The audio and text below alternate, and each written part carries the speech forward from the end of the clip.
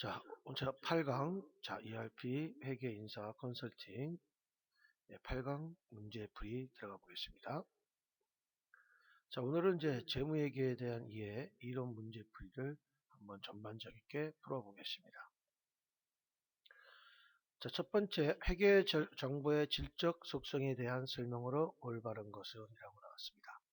자, 첫 번째, 회계 정보를 반기나 분기에도 공시하는 것은 회계 정보의 목적 적합성을 높이기 위한 노력이다. 예, 이것은 우리가 맞는 것이죠. 옆에 잠깐만 보시자 그러면 목적 적합성이 있는 정보는 정보 이용자가 기업의 과거, 현재 또는 미래 사건의 결과에 대한 예측을 하는데 도움이 되거나 또는 그 사건의 결과에 대한 정보, 이용자의 당초 기대치, 예측치를 확인 또는 수정할 수 있게 함으로써 의사결정의 차이를 가져올 수 있는 정보를 말한다라는 얘기입니다. 두 번째, 유형자산의 평가에 있어 취득원가는 목적 적합성 있는 정보를 제공할 수 있다. 세 번째, 사건의 결과를 예측하는 데 도움을 주는 능력 및 과거에 예측했던 기대치를 확인하거나 수정하는 데 도움을 주는 능력을 질적 속성 중 신뢰성과 관련된다. 질적 속성에 대해서는 지금 상반된 얘기죠. 네 번째, 회계 정보가 기간별로 일관성 있게 제시되어야 하는 것은 신뢰성과는 관련된다. 이렇게 나왔습니다. 여기는 다시 한번 말씀을 드리겠지만 우리 회계 정보를 반기간이나 분기도 공시하는 것은 회계 정보의 목적 적합성을 높이기 위한 노력이다. 이렇게 나왔죠. 이게 회계의 질적 속성에 대한 설명의 첫 번째가 맞는 것인데 여러분들이 이 질적 속성에서 자주 나와서 한 번만 다시 한번 읽어보겠습니다.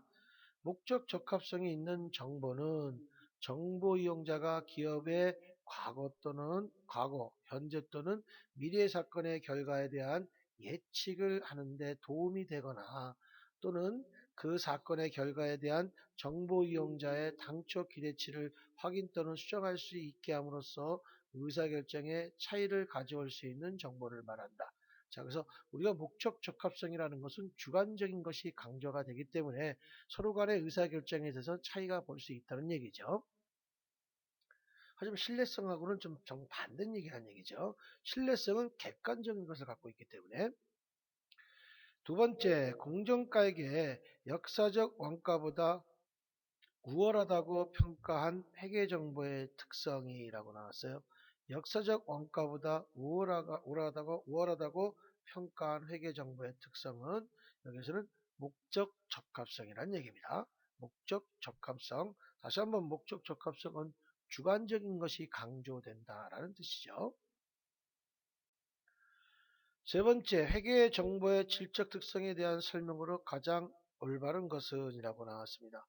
첫 번째, 정보 이용자가 기업 실체, 미래, 재무 상태, 경영 성과, 순현금 흐름 등에 예측하는데 그 정보가 활용될 수 있는 예측 가치는 실적 특성 중 목적 적합성과 관련된다. 자, 지금 계속 우리 똑같이 올바른 설명이 1번에 해당되는 거죠.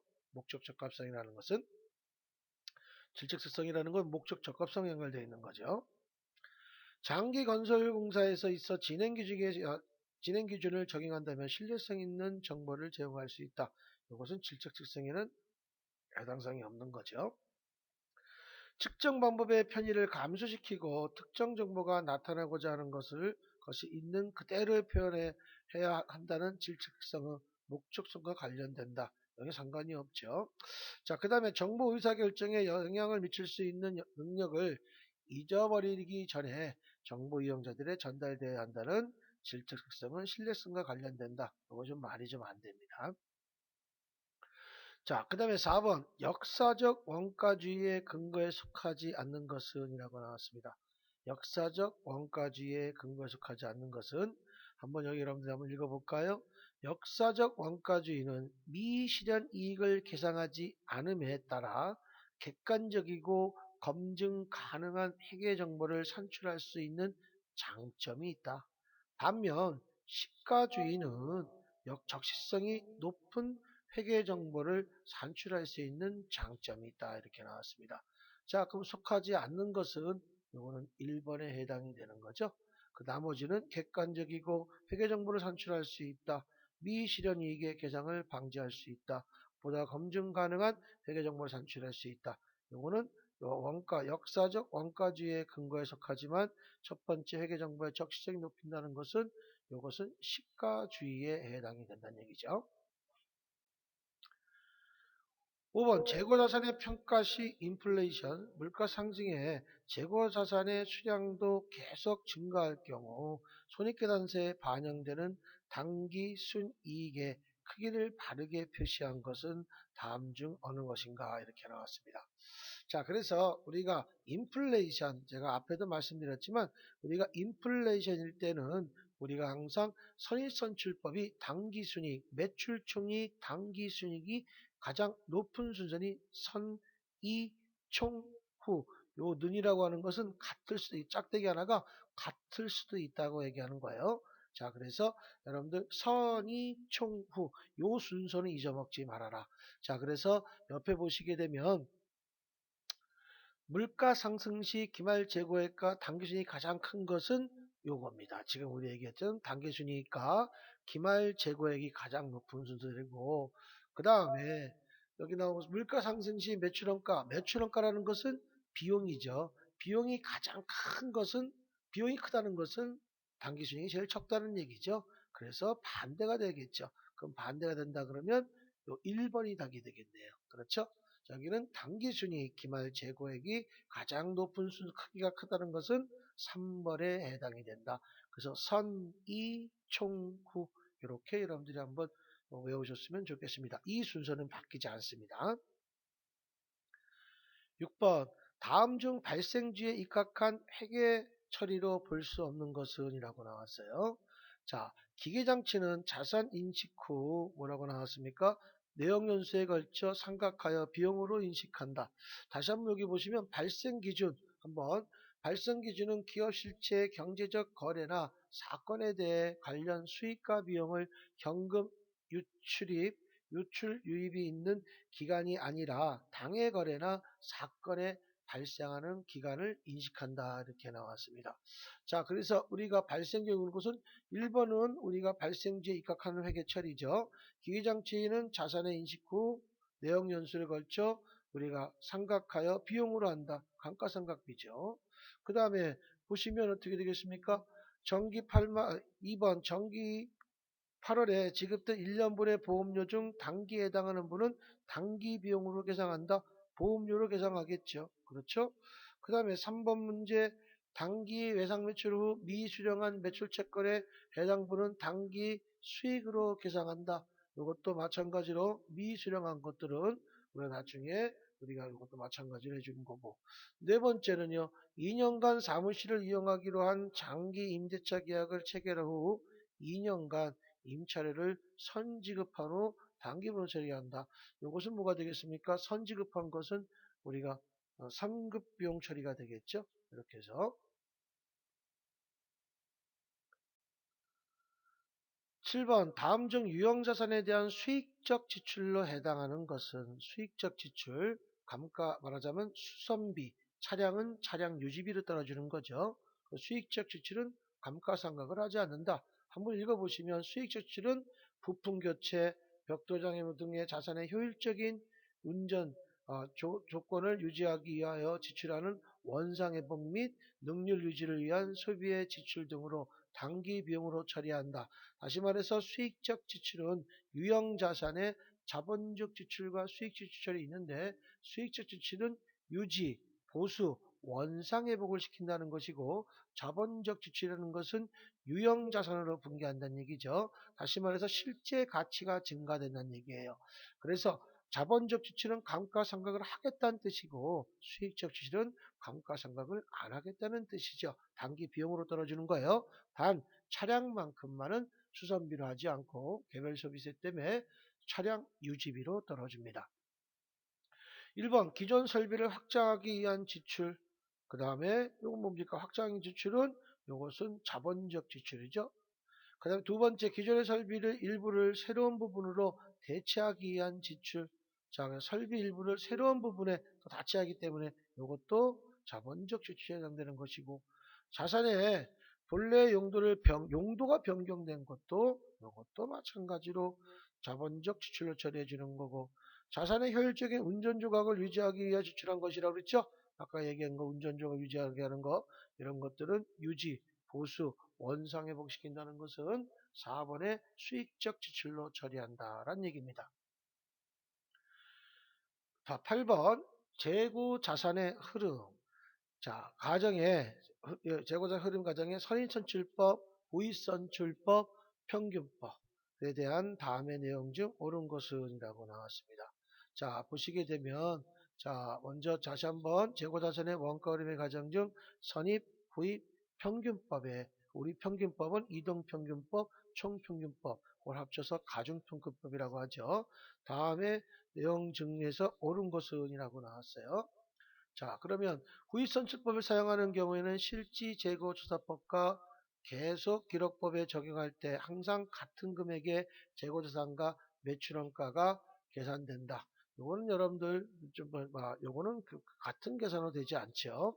두 번째 거, 물가 상승하면 당기순이익은 편의선출법이 가장 크고 후입선출법이 가장 적다.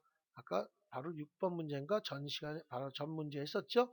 2번이 답이 되는 거네요. 맞는 답은. 세 번째, 총평균법이나 이동평균법에는 재고자산의 매출원가를 배분하는 금액이 같다. 이것도 다를 수가 있습니다. 왜냐하면 총평균 한 달치로 하지만 이동평균 매일매일마다 인도란에서 우리가 뭡니까? 매일 평균 단가를 구하는 거고, 총평균법은 한 달에 한 번 우리가 평균 단가를 구하게 됩니다. 같을 수도 있지만 다를 수도 있다는 얘기입니다. 4번은 물가가 상승하면 기말재고액은 서울특별이 가장 작고, 이건 반대죠. 그래서 서울특별이 가장 크고 우리 서울특별이 가장 작다 이런 얘기죠. 그 옆에 보시면 물가 상승 시 이렇게 나왔어요. 물가 상승 시 기말재고액과 당진의 크기는 선이 총후 아까도 말씀드렸죠. 매출원가 비용이 제일 큰다는 것은 후입이 제일 거꾸로 크겠죠. 자, 그래서 1번은 우익선출법에 사용하는 경우에는 실지재고 조사법과 계속기록법을 적용할 때 같을 수도 있고 다를 수도 있어 항상 같은 금액은 되지 않는다. 그 다음에 세 번째도 총평균에서는 항상 같으며 이동평균에서는 같을 수도 있고 다를 수도 있다라는 얘기입니다. 4번도 아까 말씀드렸지만 이건 반대라고 그랬죠. 그래서 뭡니까? 물가 상승하면 기말재고액은 항상 제일 기말재고액은 선입수준이 가장 크고 고의수준이 가장 적다는 얘기죠. 자, 9번 다음 중 재고자산의 평가 방법 중 후입선출법에 대한 설명으로 가장 올바른 것은 이라고 나왔습니다. 자, 그래서 후입선출법에서 올바른 것은, 자, 실제 물량 흐름과 유사함으로 개별법과 유사한 결과를 얻을 수 있다. 이거는 뭐 후입선출법 상관없는 것이고, 자, 그 다음에 현행 수익의 과거 원가가 대응되기 때문에 수익 비용 대응의 원칙에 충실하다. 여기 지금 재고자산 평가에 대해서 설명하고는 다른 거죠. 좀 이따가 뒤에서 말씀을 드릴게요. 세 번째, 지속적인 물가 상승 시, 자, 3번, 4번 둘 중에 하나인데, 자, 선입선출법보다 이익이 과대 계상된다. 이렇게 나왔습니다. 자, 과대 계상된다. 이것은 여러분들 반대가 현상이 되겠죠. 자, 그 다음에 여러분들 보시면, 지속적이고 물가 상승일 때 선출법보다 매출원가가 가전된다. 말하자면 우리는 뭡니까? 후입선출법이 비용이 제일 크다고 그랬잖아요. 여기 4번이 답이 되겠죠. 자, 그래서 후입선출법은 한번 읽어보겠습니다. 다른 방법에 비하여 현재 수익이 현재의 원가가 대응되므로 수익비용 대응의 원칙이 적절히 이루어진다. 적절히 이루어진다. 자, 물가 상승 시 이익이 적게 계상되므로 법인세 이연 효과가 있다. 실제 물량 흐름이 원가 흐름의 가정과 일치하지 않는다. 그러니까 여기서 우리나라는 후입선출법은 우리나라에서는 거의 하질 않지요. 국제기준법에서도 후유증법은 잘 하지 않습니다. 재무상태 보고서 보고되는 기말재고자산의 시가를 보고 시가로 보고되지 못한다. 그 다음에 재고청산 문제가 발생할 수 있다. 그래서 재고청산이란 기말재고 수량의 기초 재고 수량보다 적어지는 경우를 말하는데, 이 경우에 오래된 재고층에서 매출원가를 구성하기 때문에 실제보다 이익이 과대하게 된다, 이렇게 나왔습니다. 자, 그래서 우리가 다시 한번 얘기해서 여러분들이 강조되는 건 뭐냐면, 선입과 후입은 극과 극이에요. 그래서 선입선출법이 물가 상승일 때 매출총익, 당기순이익이 가장 높다고 생각해서 그걸 초점으로 해서 기준을 보고 여러분들이 공부하시는 게 좋을 것 같습니다. 그러면 반대로 후입선출법은 매출원가가 가장 높죠. 비용이 잘 커야지 매출총익, 당기순이익이 적어지겠죠. 10번 재고자산의 원가 흐름에 가정 중 후입선출법의 특징으로 옳지 않은 것은 이라고 나왔습니다. 자, 그래서 도구에도 한번 얘기해 줬지만, 자, 옳지 않은 것은 현행 수익의 원가에 대응되기 때문에 대응 원칙에 충실하다. 맞죠? 그 다음에 기말재고자산의 과거의 지도원가를 기록되어 현행 가치를 나타내지 못한다. 맞죠? 세 번째, 일반적으로 실제 물량 흐름과 일치하지 않는다. 여기 앞에 아까 읽어줬었죠? 이것도 맞죠. 네 번째, 물가가 상승하는 경우는 당기순이익이 어떻게 돼요? 과소 계상된다. 이렇게 했죠. 옳지 않은 것은 4번이 되겠죠. 다음 자리에 단기 매입액의 계상은 얼마인가? 자, 우리가 이걸 보시면, 자, 먼저 단기 매출원가율은 70%라고 그랬죠? 그러면 당연히 1000만원에서 우리가 1000만원의 70%가 뭐가 되겠습니까? 매출원가가 되겠네요. 그럼 1000만원의 70%면 700만원이네요. 자, 그러면 우리가 나온 것이 보시면 기초상품 재고액 플러스 단기 매입액 마이너스 기말 재고액이 700만 원이 나왔다는 얘기네요. 그럼 이런 공식이 되겠네요. 그래서 기초 재고액이 300만 원 플러스 단기 매입액이 지금 답을 원하고 있고, 기말 재고액이 400만 원이었어요. 그럼 마이너스 그랬더니 매출 원가는 매출 원가율이 70%라고 그랬죠. 그래서 1000만 원 곱하기 70%는 700만 원 나온 거죠. 700에서 400을 더하고 300을 빼주니까 단기 매입액은 800만 원이 답이 되겠죠. 다음 절에 의하여 기초 재고 자산의 가액으로 계상하면 얼마인가, 이렇게 물어봤습니다. 자, 이번에는 기초 재고액을 물어보는 거예요. 공식은 똑같은데요. 그러면 여기도 마찬가지로 매출 원가는 500만 원 곱하기 75% 해줘서 얼마가 나오겠습니까? 375만 원이 나오네요. 자, 기초 재고액 모르고 단기 매입액 나왔고 기말 재고액 나왔고 매출 원가도 나왔어요. 그렇죠? 그럼 375만 원에다가 140만 원 더하니까 515만 원. 여기다 400만 원 빼주니까 기초 재고액은 115만 원이 답이 되겠네요. 13번 매출 채권에 대한 대손 충당금을 설정하고 관련된 다음 보기에 당해연도의 결산 시 수정 분계 사항을 보고 당해연도 결산 이전까지의 장부상의 대손 충당금 잔액은 옳은 것은이라고 나왔어요. 한라의 당해연도의 12월 31일 날 현재 기말 매출 채권 잔액이 5억 원이었다.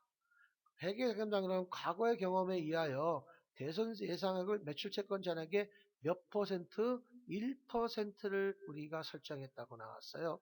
그럼 5억의 1%면 500만 원을 설정하다는 얘기네요. 그런데 이에 따라서 당해연도 기말결산 시 아래와 같이 수정 분계를 했답니다. 자, 그러면 얼마? 100만 원만 우리가 분계했대요. 자, 이 얘기는 보충법에 의해서 100만 원만 보충해 준 거예요. 그러면 우리는 아까 5억의 1%면 얼마였었죠? 500만 원을 우리가 설정했는데 내가 100만 원만 했다는 얘기는, 우리가 여기에서는 매출채권 우리 과거에 여기서 원하는 것은 어떤 거 원하고 있습니까? 매출채권 500원에서 매출채권 1%에 해당했다. 이에 따라서 결산 시 아래가 수정한다, 이렇게 나왔죠? 자, 그래서 여기는 결산 이전까지의 장부를 물어보는 거잖아요. 그러면 우리가 결산하기 전까지는 우리가 분기 어떻게 했다는 얘기야? 5억 원 곱하기 1% 마이너스 얼마 100만 원이 나왔다는 건 400만 원의 충당금이 잔액이 있었던 얘기 아니겠습니까? 그래서 100만 원의 보충법이 나온 거예요. 그 답은 몇 번? 400만 원이 답이 되겠죠. 갑회사는 본사 사옥에 신축하기 위하여 구건물이 있는 토지를 구입하였다. 회사가 건물을 신축하기 위해 구건물을 철거해야 한다. 구건물의 철거 비용에 대한 회계 처리 방법은 타당한 것은 자 먼저 재고 투자 유형 무형 자산을 매입하고 구입할 때 들어가는 모든 비용은 다 포함시키지만 세금과 공가는 제외고 그 다음에 차량을 구입할 때 유가증권은 공정가치로 별도로 분개하지요. 그럼 여기는 토지를 구입하는데 건물을 철거한 철거 비용은 당연히 토지의 취득원가에 포함을 시켜야 되겠죠. 그래서 문제는 여기서는 4번이 답이 되겠죠. 여기서 참고로 세금과공과는 재산세, 면허세, 자동차세, 변경등기세, 수입인치세, 가산세, 사업소세 같은 이런 세금은 우리가 취득원가에 포함을 시키지 않습니다. 재고, 유형, 무형, 투자자산에 절대 포함이 안 시켜요. 또한 세금과 공과에 또 상공회사회비, 적시자회비, 법정단체회비, 차량을 움직이다가 벌금, 과태료 같은 것도 세금과 공과고요. 하나 더 국민연금, 회사 부담금도 우리가 세금과 공과금에 해당되겠죠. 15번 한국은 부산으로부터 기계장치 2천만 원을 구입하고 1천만 원은 현금으로 나머지는 외상으로 구입하였다. 세금계산서를 교부받았다. 한국의 회계처리 받아 맞는 것은 이라고 나왔죠. 자 이거는 뭡니까? 구입하였는데 부가세가 200만 원 붙었네요. 매입하는 거니까 매입세금, 부가세, 대급금이 붙는 것이고요. 그 다음에 대변에 우리가 현금으로 지급한 건 1천만 원이고 나머지는 외상으로 했는데 외상 매입금을 쓰고 싶지만 우리가 기계장치는 재고자산 일반적인 상거래에 해당하지 않기 때문에 외상 매입금 대신 미지급금으로 처리하면 되겠죠. 4번이 되겠네요. 주백두는 컴퓨터를 제조하여 판매하고 있다. 부품 생산에 사용하고 있는 기계장치의 장부 금액은 1천만 원이다. 그러나 컴퓨터 모델 변경으로 기존 부품에 대한 수요가 급감하여 생산 규모의 대폭적인 감소가 예상된다. 그래서 수요 감소로 인하여 기계장치의 순실현 가치는 400만 원이고 사용 가치는 500만 원으로 감소하였다면 해당 기계 장치에 대한 손상 차손은 얼마인가 이렇게 물어봤습니다. 자, 먼저 여기서 보시면 옆에 나온 것처럼 우리가 쭉 나온 것이 얼마, 장부 금액이 얼마 있었죠? 1천만 원이었었어요. 그런데 여기에서 사용 가치는 얼마가 된다 그랬죠? 500만 원이란 말이에요. 자, 그러면 우리가 여기서 봤을 때 나왔다는 것은 어떤 거냐? 여기에서는 바로 여기서 물어보는 것은 손장차손은 우리가 순실현 가치 400만 원과는 상관없이 그냥 1천만 원에서 사용 가치 얼마 500만 원을 빼주면 바로 우리가 기계장치에 대한 손상차손만 나온다는 얘기죠. 사용가치만 없애주면 된다는 얘기예요. 그래서 여기는 수준시전 가치 400만 원이 함정이라는 얘기죠. 답은 몇 번? 4번이 해당돼 500만 원이 되겠고요. 그리고 옆에 나온 것처럼 우리 손상차손은 순자산 장부금액이라는 얘기입니다. 순수한. 자, 그 다음에 17번.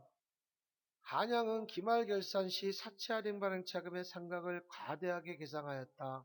이런 오류가 재무제표에 미치는 영향은 이라고 나왔습니다. 자, 그래서 우리가 과대하게 했다는 것은 차변에 옆에 본 것처럼 이자 비용, 대변에 사채 할인 발행 차금이 분계가 과생되었다, 과대 계상되었다라는 얘기입니다. 자, 그래서 이자 비용은 과대 계상되고 사채 할인 발행 차금은 과소계상에서 당기수입은 과소계상된다 이렇게 나와 있죠. 자, 그래서 미치는 영향에 대해서는 우리가 어떻게 되겠습니까? 첫 번째, 이자 비용은 과소계상된다. 아니죠? 과대계상되는 거고요. 그 다음에 차변을 분계되니까. 두 번째, 사채 할인 발행 차금은 어떻게 된다 그랬죠? 과소계상된다 그랬죠. 왜? 왜냐하면 사채 할인 발행 차금은 원래 차변에 있어야 되는 거는 말이에요. 세 번째, 사채 장부가액은 어떻게 된다 그랬습니까? 과대 계상된다. 이게 맞는 것이고 미치는 영향이.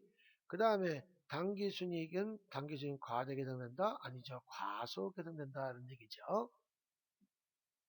그러니까 사채 할인 발행 차금은 비유동무체입니다.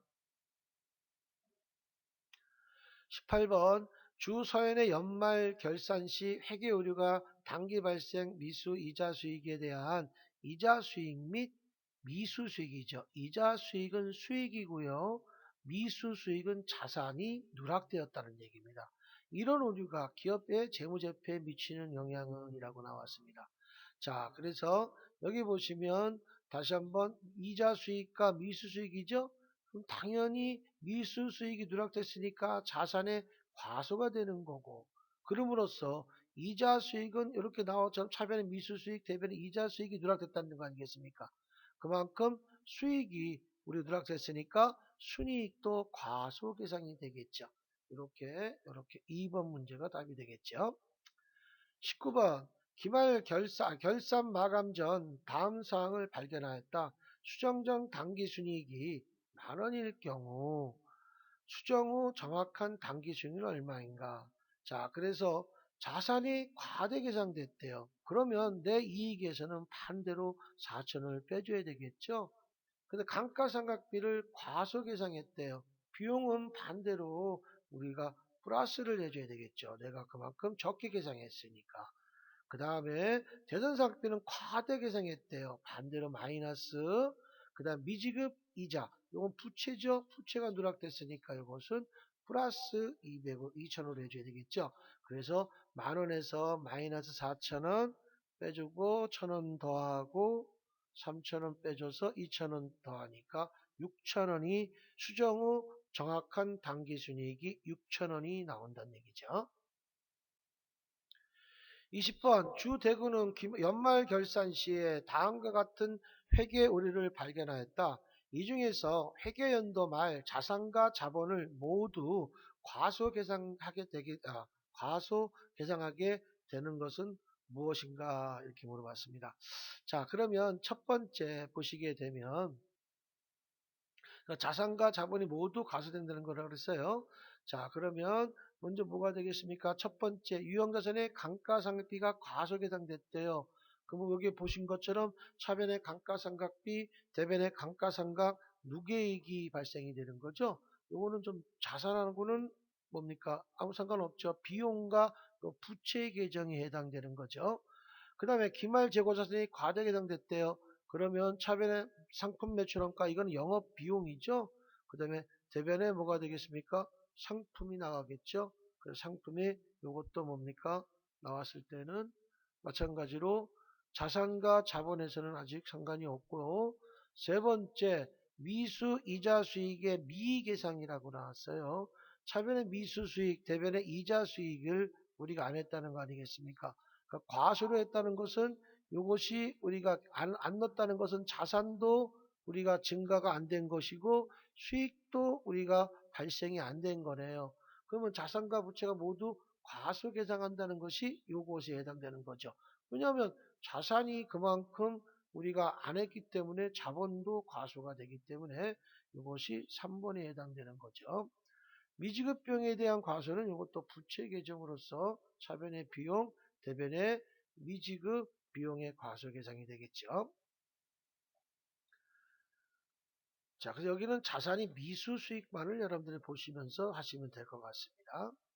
21번 유형자산에 대한 감가상각 방법으로 정액법과 정률법에 대한 다음 설명 중 틀린 것은 자, 정액법은 일정한 금액이고 떨어지는 거고 정액법은 점점 감소하는 거죠.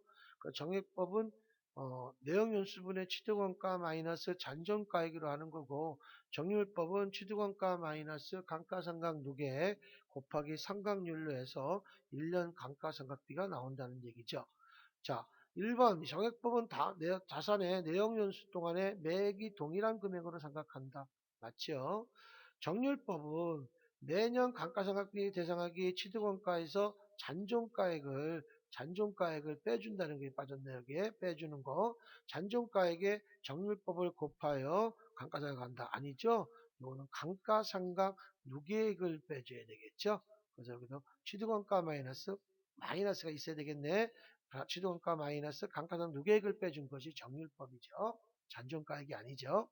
세 번째, 감가상각 초기에는 정률법에 의하여 감가상각은 정액법에 의한 감가상각보다 크다. 그렇죠. 정률법이 좀 크죠. 먼저. 점점 좀 줄어들죠. 정률법은요.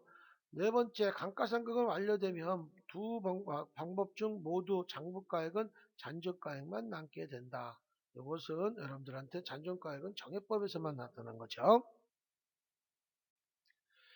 22번 전년도 7월 초에 취득원가가 55만 원이고 내역연수가 5년, 잔존가액이 5만 원인 기계장치를 취득하였다. 이렇게 나왔습니다.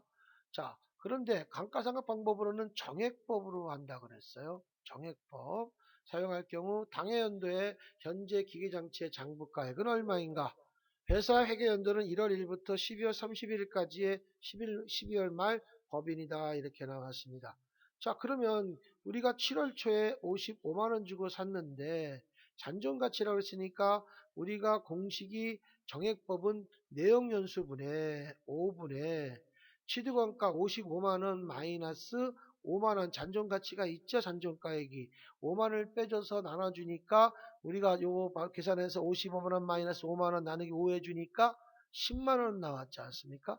10만 원이 1년 감가상각비인데 7월 초부터 취득했기 때문에 우리가 나누기 2, 다시 말해서 10만 원 곱하기 12분의 6을 해줌으로써 5만 원의 금액이 나왔다는 얘기죠.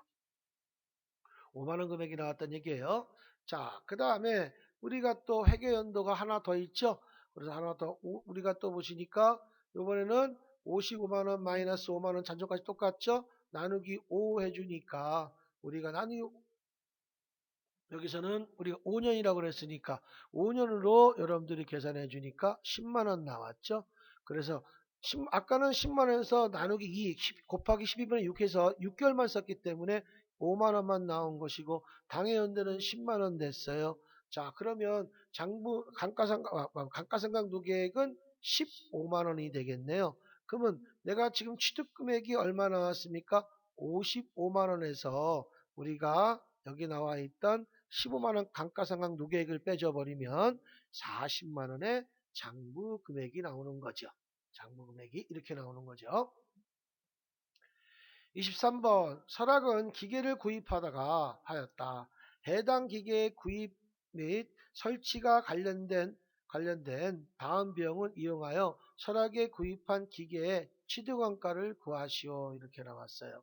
자, 그래서 이거는 자본적 지출과 수익적 지출을 우리가 비교 분석해서 우리가 아니구나. 그냥 여러분들 재고자산, 유형자산, 무형자산, 투자자산을 매입하고 구입할 때 들어가는 모든 비용을 다 포함시킨다는 얘기죠. 단 제가 얘기한 세금과 공과는 제외라고 그랬고 차량의 구입할 때 유가증권은 별도로 공정가치로 분개한다고 그랬죠. 자, 그러면 송장 가격은 총 얼마였습니까? 강북가격이니까 1,000만 원이죠. 기기가 1,000만 원이고 취득할 때 얼마 들었습니까? 4만 원 들어갔고 운송비용도 2만 원 들어갔고 운송기간 중에 기가의 보험료까지도 얼마? 5만 원 들어갔고 설치비도 10만 원, 기계 시험 가동한 것도 10만 원. 여기에서는 구입 가격은 다 돼야 되겠네요. 그래서 1,000만 원에 4만 원, 2만 원, 5만 원, 그 다음에 10만 원, 10만 원 더하니까 1,031만 원이 답이 되겠네요. 그러니까 여기서 강조되는 건 뭐냐면 재고자산, 투자자산, 유형자산, 무형자산을 매입하고 구입할 때 들어가는 모든 비용은 다 포함시킨다라는 뜻입니다. 24번 당해연도 7월 초에 내역연수는 5년, 잔존가액이 만 원인 기계장치를 취득하였다. 감가상각 방법은 정액법으로 적용할 경우 당해연도의 기계장치에 대한 감가상각비는 5천 원일 때 기계장치의 취득원가는 얼마인가 이렇게 물어봤어요. 그렇죠? 취득원가가 안 나왔다는 얘기 아니겠습니까? 그 마이너스 잔존가치가 만 원이죠? 우리가 정액법 공식은 다시 한번 밑에 둔 것처럼 취득원가 마이너스 잔존가액 나누기 내역연수란 말이에요. 그럼 취득원가 마이너스 우리가 내역연수가 잔존가치가 10,000원을 빼준 나누기 5 해준 금액이 우리가 1년 감가상각비가 나오겠죠. 그런데 7월 초에 썼기 때문에 곱하기 12분의 6을 해줌으로써 다시 말해서 나누기 2 해줌으로써 5,000원이 나왔다는 얘기예요. 감가상각비가. 그러면 이 5,000원 해주니까 어떻게 되겠어? 5,000원 곱하기 반대로 역순환이 되겠죠. 6분의 12가 돼버리니까 5,000원 곱하기 12 나누기 6을 해주면 10,000원이 나와요. 10,000원에다가 요 나누기가 또 곱하기를 변하겠죠. 그래서 5만원 5만원 나온 거에다가 마이너스 10,000원이 아니고 플러스 10,000원을 해줘야 취득원가가 6만원이 나오겠네요. 이렇게 해서 거꾸로 역행입니다. 25번 거 당해연도의 7월 초에 취득원가가 30만원, 내역연수가 10년, 잔존가액이 5만원인 기계장치를 취득하면서 감가상각법은 정액법으로 적용할 경우 당해연도의 기계장치에 대한 감가상각액은 얼마인가 또 물어봤습니다. 똑같이 여기도 우리가 1년 감가상각비는 얼마가 나왔습니까? 6,000원에서 여기 나온 것이 뭐 나왔나? 우리가 맨 처음에 30만원에서 나온 거 30만원이죠. 내역연수가 10년이고 잔존가치가 5만원이라고 나왔네요. 자, 그러면 10분의 그 다음에 30만원 마이너스 5만원 빼줘서 25만원 나누기 10 해주면 우리가 25,000원 나온 거죠. 25,000원에 7월 초에 한 거니까 반만 쓴 거 아니에요. 1월부터 6월 안 썼기 때문에 나누기 2 하던가 아니면 곱하기 12분의 6 해줘서 25,000원에서 곱하기 12분의 6 해주니까 12,500원의 금액이 나왔네요. 12,500원의 금액이 여러분들한테 금액이 나오는 거죠. 26번 전년도에 7월 1일 날 취득원가가 6,000원이에요. 이것도 7월 달에 한 거니까 반밖에 안 했네요. 6,000원의 내역연수가 3년, 그 다음에 잔존가치가 제로인 경우에 이 기계장치를 취득하였다. 감가상각법의 연수합계법이라고 그랬어요. 적용할 때 당해연도의 기계장치에 대한 장부금액은 얼마인가 이렇게 물어봤습니다. 그러면 전년도와 당해연도 두 개를 더해야 되겠네요. 자, 그래서 여기서 보시게 되면 중요한 것이 뭐냐? 연수합계법이라는 공식은 취득원가 마이너스 잔존가치 곱하기 역순 내역연수 분의 내역연수 합을 얘기하는 거예요. 내역연수 합수 합을 얘기하는 겁니다. 합 내역연수 합이요. 이 숫자 지워야 되겠네. 자, 그래서 3년이기 때문에 1 더하기 2 더하기 3 하니까 6분의가 되겠죠. 그 6분의 3, 6분의 2, 6분의 1 이렇게 해서 세 번을 하는 거예요. 만약에 내역연수가 5년이다 그러면 우리가 내역연수 합은 1 더하기 2 더하기 3 더하기 4 더하기 5 아니면 다 합쳐서 15가 되지 않습니까? 그래서 15분의 5, 15분의 4, 15분의 3, 15분의 2, 15분의 1 이런 식으로 가는 거예요. 자, 그래서 여기서 보시게 되면 우리가 이제 말씀드렸으니까 자, 우리가 6,000원 마이너스 제로 해주면 우리가 나누기 몇 년이라고 그랬죠? 아까 역순환이 6년이라고 그랬죠? 자, 그래서 보시게 되면 우리가 여기는 정액법이 아닌 여긴 지금 뭡니까? 1차년도 6,000원 마이너스 제로. 그렇죠?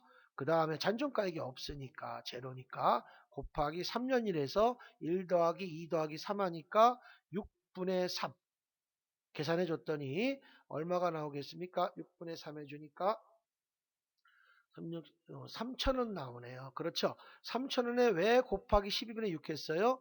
반밖에 안 했기 때문에. 그래서 나누기 2 해도 좋고요. 1,500원 나왔고요. 1차년도는. 당해연도 2차년도는 6,000원만의 잔존가액은 제로 곱하기 이번에 6분의 2가 되겠죠. 6분의 2 계산하니까 여기 2,000원 계산 나왔네요. 근데 뭐 더 이상 할 거 1년 다 쓴 거니까 1년을 다 해서 우리가 나온 거죠. 그렇죠? 자, 그래서 우리가 12월 말일까지 다 한다고 가정했을 때 가는 거예요. 그래서 우리는 1,500, 2,000 합치면 얼마죠?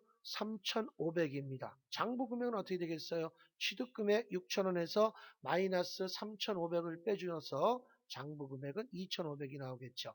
항상 취득원가 마이너스 감가상각유기액이 장부 금액이 된다는 얘기입니다. 당연히 대변에 기말재고액 2만 5천이 들어간 것이고요.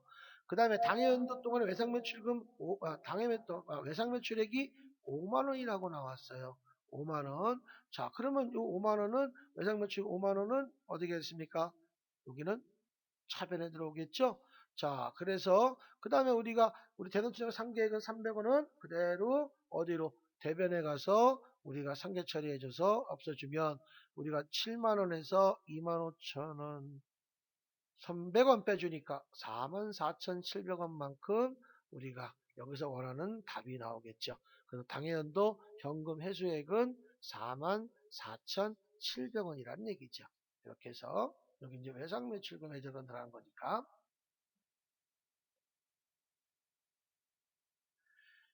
29번 보험료와 관련해서는 다음 거래가 존재할 경우 다음 거래에서 결산정리 회계 처리 후 당해연도의 기말 성급보험료 금액은 얼마인가 물어봤습니다. 성급보험료, 성급비용과 똑같은 말이에요.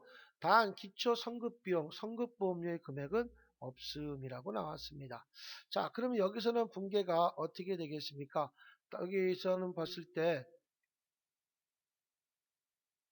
대안은 당해연도 10월 1일 날 1년분 360만 원을 현금으로 지급하고 비용으로 기록했대요. 제가 읽은 데까지는 이게 비용 처리법이란 얘기죠.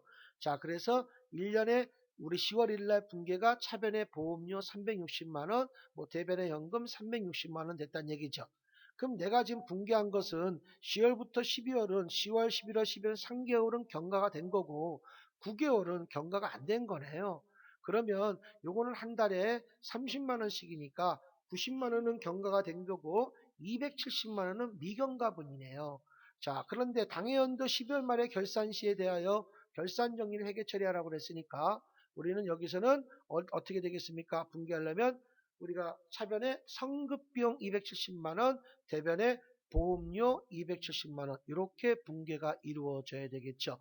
그럼 여기 성급보험료 여기 금액은 270만 원이 답이 되겠죠. 30번 백두기업의 10월 1일 날 9월분의 강고료 7만 원을 지급하였으며 관계를 제외한 10월 중에 계산이 나왔어요. 이건 10월 1일 날 9월분의 강고료를 했으니 이거는 9월분의 비용이고 그 다음에 지급할 거 필요 없는 거고 7만 원은요. 그 다음에 관계를 제한 10월 중에 발생한 경비 61만 원 당연히 이건 10월 거고요. 10월 중에 지급하였대요. 10월분의 급여도 46만 원을 11월 1일 날 지급했대요. 언제 건데 월급이 10월 거니까 그러면 당해연도 비용은 61만 원과 46만 원 해서 10월에 총 비용 계산한 것이 61만 원 플러스 46만 원에서 107만 원이 답이 되겠죠. 31번 임차료에 관련하여 다음 거래만을 존재할 경우 다음 거래의 결산 정리를 회계 처리한 후 당해연도 말 기말 성급 임차료를 성급 비용이죠 이것도. 자, 임차료 금액은 얼마인가 이렇게 물어봤습니다. 자, 세연의 당해연도의 4월 1일 날 1년분의 임차료를 천임월 정금으로 지급하고 비용으로 처리했대요. 만약에 자산으로 처리했으면 차변의 성급비용 1200만 원, 대변에 뭐 임차료 1200만 원 이렇게 분계가 되겠는데, 뭡니까? 현금 1200만 원 분계겠는데, 다시 한번 내가 이걸 자산으로 처리했다고 하면 차변의 성급 임차료, 성급비용 1200만 원, 대변의 현금 1200만 원을 분계하는데 여기서는 비용으로 처리했기 때문에 차변의 임차료 1200만 원, 대변의 현금 1200만 원을 분계한 거죠. 그러면 12달 나눠주니까 한 달에 100만 원꼴이네요. 그러면 4월부터 12월까지는 9개월에 경과분이 900만 원이고 내년 3월 말일까지니까 300만 원은 미경과분이 되겠네요. 여기서 답을 원하는 것은 성급비용 300만 원을 원하는 거죠. 그래서 우리가 분계한 것이 여기도 차변의 성급비용 300만원, 대변의 임차료 300만원으로 결산 분계가 이루어지겠죠. 그게 기말 성급 임차료, 기말 성급비용 300만원이란 얘기죠. 32번 다음 가에 알맞는 용어는 주관식으로 물어본 거죠. 현금 흐름표는 기업에 뭐뭐 있습니까? 뭐 영업활동과 투자활동과 재무활동 요 세 가지가 중요한 거야. 현금 흐름에는 기업의 영업활동과 투자활동과 재무활동에 활동에 현금 흐름에 영향을 미치는 영향을 구별하여 현금 흐름에 변동된다 이렇게 나왔습니다. 그렇죠? 자, 그래서 여러분들이 보시면 이것은 현금 흐름표는 다시 한번 영업 활동과 투자 활동과 재무 활동으로 이루어진다라는 얘기입니다. 자, 33번째. 다음 가로 안에 들어가 있는 재무제표의 기본 가정의 회계상의 개념은 이렇게 나왔습니다. 무슨 가정이란 기업을 소유주와는 독립적으로 존재하는 회계 단위를 간주하고 이 회계 단위의 관점에서 경제활동에 대한 재무 정보를 측정, 보고하는 것을 의미하는 것으로 이는 재무제표에 포함될 정보의 범위를 정해주는 것이며 법적 형식보다 경제적 실질을 중시한다 이렇게 나왔습니다. 이거는 기업 실체의 가정이라고 합니다. 한 번만 더. 기업 실체의 가정이란 기업을 소유주와는 독립적으로 존재하는 회계 단위를 간주하고 이 회계 단위의 관점에서 경제활동에 대한 재무 정보를 측정, 보고하는 것을 의미하는 것으로 이는 재무제표에 포함될 정보의 범위를 정해주는 것이며 법적 형식보다 경제적 실질을 중시한다라는 얘기입니다. 자, 이렇게 해서 33문제를 한번 풀어봤습니다. 자, 다음 시간에는 여러분들 부가가치세에 대해서 들어가겠습니다. 고생 많이 하셨습니다. 감사합니다.